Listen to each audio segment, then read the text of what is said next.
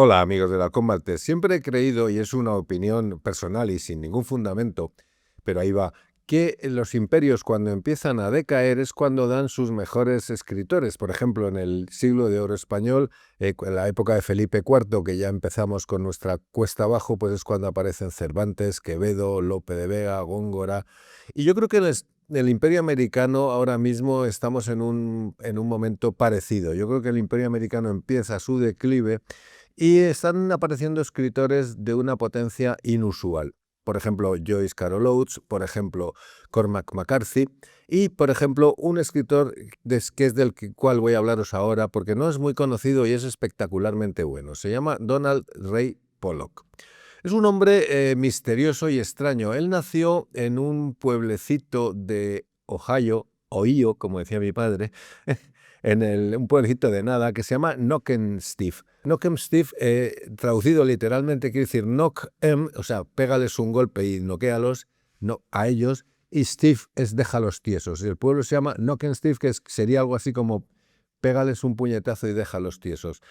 Es un pueblecito pues con muy pocos habitantes en el que hay una fábrica de papel donde este señor trabajó toda su vida desde que nació. Se llama Donald Ray Pollock, como digo, y estuvo trabajando allí hasta los 50 años. A los 50 años se apunta a un curso de escritura creativa y empieza a escribir de una manera portentosa. Su primer libro de relatos se llama, como su pueblo, Knockemstiff, y son cuentos cortos de una violencia extrema. La violencia está presente en toda la obra de este escritor. Es una violencia que no redime, es una violencia cotidiana, una violencia rodeada de culpa, de miseria moral, y forma parte un poco del clima en el que se desarrollan todas sus historias. No es, os lo digo ya, no es una literatura cómoda, es una literatura que de alguna forma te hace ponerte derecho en la silla, si es que le he sentado. Como este señor empezó a escribir muy mayor, pues no tiene los titubeos juveniles, estas florituras estilísticas, sino que él va directamente al grano a contarnos unas historias, como digo, terribles. No quiero hacer un spoiler del libro, pero sí voy a contar un poco la primera historia que a mí me dejó impresionado, así veis un poco de qué va la fiesta.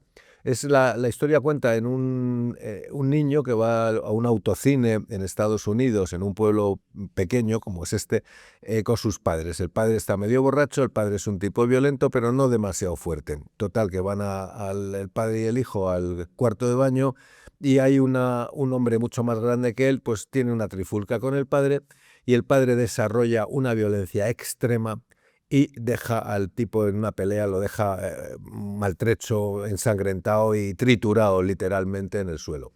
Sigue la historia, ven el cine, vuelven a la casa la familia, el niño y sus padres. El padre sigue como un poco borracho, el niño se mete en la cama y escucha a través de la pared cómo suena la cama de sus padres porque están fornicando, llamémosle a las cosas por su nombre.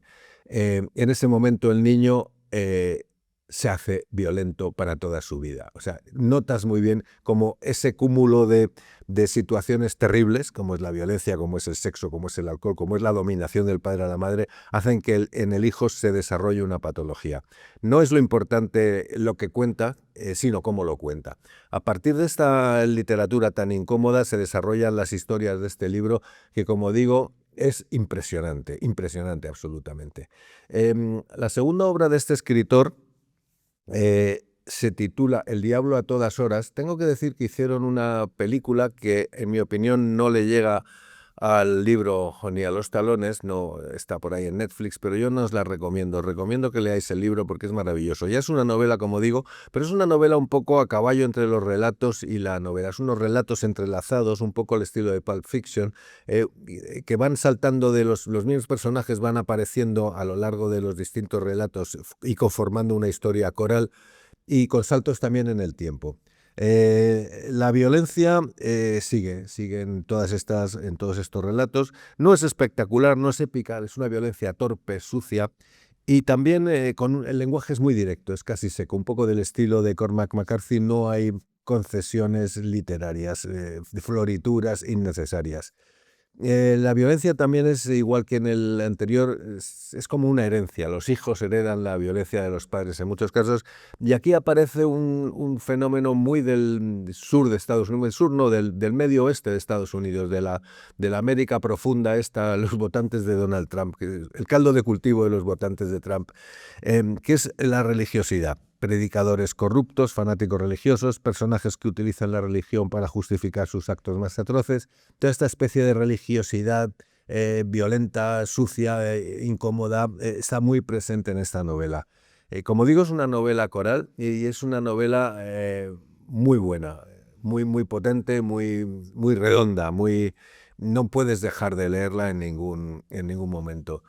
Y la tercera de sus obras, que a mí es la que más me ha gustado, es mi favorita, tiene ya unos cuantos años, yo creo que salió hace 4 o 5 años ya, y estoy deseando que salga la siguiente.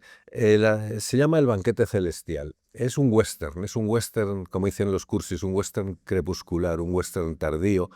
Y es la historia de 3 hermanos que son muy pobres, viven en la más absoluta de las miserias, y el padre, que es un fanático religioso, también les dice que no se preocupen si tienen hambre, porque cuando se mueran y vayan al cielo van a tener el banquete celestial ahí, se van a poder hartar. El caso es que se muere la madre, se muere el padre, y los hijos deciden que el banquete celestial se lo van a pegar en la tierra y no van a ir al cielo. Y se hacen ladrones de bancos. A partir de ahí empieza las aventuras de estos 3 hermanos. Uno de ellos es deficiente mental, el otro es una especie de enfermo sexual, es un tipo que es absolutamente poseído por el sexo, y el único que tiene un poco de sentido común, que es el que intenta, que no sabe leer ni escribir, intenta como poner orden en estos personajes. Y la novela aquí ya, la violencia no solamente es la de los anteriores, sino que empieza el humor. A mí me recuerda un poco, tiene ciertos toques de novela picaresca, me recuerda un poco al Lazarillo de Tormes o al Buscón, pero en el oeste de finales del siglo XIX y principios del siglo XX, con esos toques de humor negro, de humor del Buscón, de Quevedo, que persigue o que sigue las aventuras de estos 3 delincuentes, de estos 3 hermanos que van por ahí pues haciendo tropelías una tras de otra, intentando, como digo, el mayor poner un poco de orden en todo esto, pero que no lo consigue nunca. Es una novela maravillosa para los amantes del western, también os gustará. Digamos, es más ligera que las anteriores. Yo creo que Ray Pollock se va suavizando un poco a medida que va haciendo novelas. La primera, Knock and Steve, es desgarradora, es brutal, es terrible. La segunda, bueno, pues también sigue un poco en esa misma línea. Y en esta tercera ya es un poco más divertida, digamos, dentro de lo salvaje que es.